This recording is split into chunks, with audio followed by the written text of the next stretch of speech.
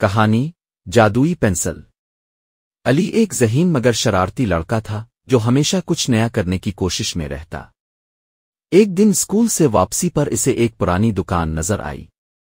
دکان کے اندر ایک بوڑھے دکاندار نے اسے ایک پینسل دیتے ہوئے کہا، یہ کوئی عام پینسل نہیں، اس سے جو بھی تم بناؤ گے وہ حقیقت میں بدل جائے گا۔ علی پہلے تو حیران ہوا، لیکن جیسے ہی اس نے زمین پر ایک دروازہ بنایا وہ واقعی کھل گیا۔ وہ خوشی سے اچھل پڑا اور گھر آ کر مختلف چیزیں بنانے لگا۔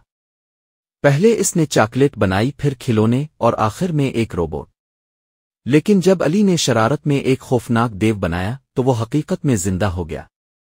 دیو گاؤں میں تباہی مچانے لگا۔ علی گھبرا گیا، مگر پھر اسے خیال آیا کہ اگر پینسل چیزوں کو بنا سکتی ہے تو شاید مٹانے سے ختم بھی کر سکتی ہے۔ اس نے جلدی سے ربڑ پکڑا اور دیو کو مٹانا شروع کیا۔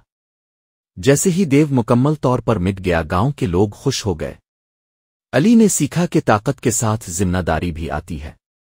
اب وہ اس جادوئی پینسل کو صرف اچھی چیزوں کے لیے استعمال کرتا تھا۔ سبق: جو چیز ہمارے پاس ہو اسے ہمیشہ اچھے مقصد کے لیے استعمال کرنا چاہیے۔